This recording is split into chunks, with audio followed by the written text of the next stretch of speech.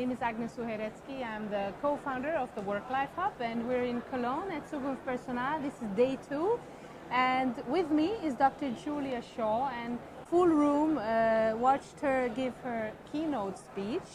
So Julia, you're a memory scientist. You're also the co-founder of Spot, a startup that we're going to discuss in just a moment.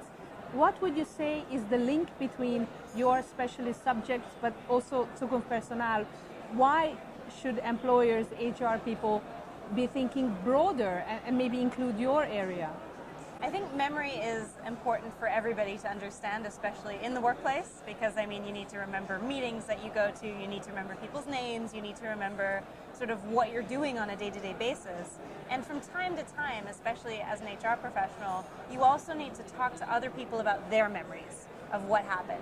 And sometimes, this touches on my work, you need to ask people about emotional memories. So my latest venture is actually looking at how we can best record emotional memories of harassment and discrimination, and how we can empower HR to really record these memories and to respond in an evidence-based way.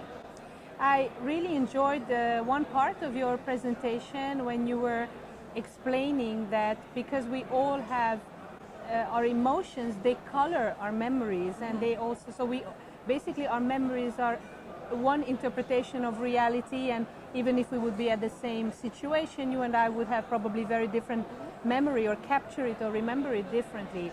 Now, in the workplace, I was also thinking that this could probably be quite important because you have power relations, you have maybe fear, intimidation. So I think even though we don't want to discuss this, there's a lot of emotion at work, right? Absolutely. So I think that there are certain memories, especially if you experience harassment or discrimination or bullying at work, quite often it's between different levels. So I mean, sure, if a colleague at the same level harasses you, that's one thing, but you're probably much more likely to speak up in that case than if it's your boss or if it's someone who's in charge who can maybe disadvantage you if you speak up. So with Spot, we're really trying to make sure that we give people, women and people of color, and just people, not just men versus women, but sort of humans, the ability to speak up, even if there's this power differential, and to best preserve the memory of these emotional experiences and be able to share them. So that's why Spot actually also allows anonymous recording. So it captures the memory, shares it, and if you feel like it's really important and you're worried about speaking up because there are power imbalances, you can do it anonymously as well. So would you like to maybe tell those who watch a little bit more how it works? Is this an app? Is this a platform? How can they use it, or how can people find it? Yeah, so Spot is a chatbot that helps people record workplace harassment and discrimination. And it allows you to, you just go to talktospot.com, it allows you to walk through a perfect memory interview that captures all the details that are sometimes easy to miss. So you might not normally record if there are witnesses. You might not also have a perfect note right away.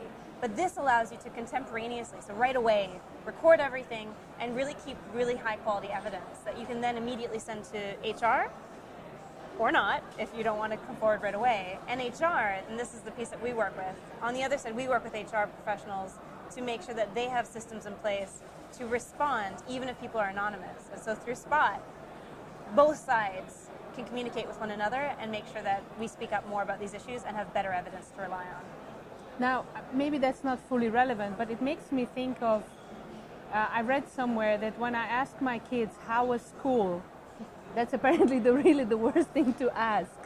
So if people would like to, they're in important meetings or they're at important events and they want to make sure that they have a full, and quite a realistic memory or capturing of what happened in important situation, what would be your advice?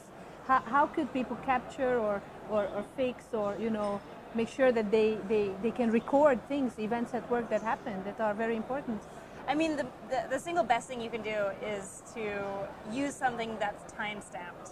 So ideally, immediately, if something is important, a piece of information, write it down, record it right away. Assume you're going to forget, because your brain is really bad at retaining precise information. Write it down, record it. And then if you can use something like Spot, or even more simply, you can email yourself, and that's time-stamped, and then you can prove, look, I remember this at the time. I mean, in terms of questions, try to ask open questions. What else can you remember? Rather than things that you can answer with a yes or a no, like, how was school? Good. That can be a pretty dead-end question. That's always the answer. Yeah. And so I think there are also things you can learn from interview processes, but there's a whole literature on how to ask the right questions, because words really matter for these things. So you have a book and you have your startup. Would you like to tell people the website where they can find Spot? I guess it's spot.com. Talktospot.com. Talktospot.com. And your book?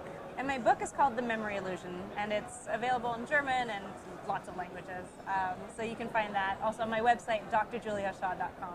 Great. Well, thank you very much, Julia.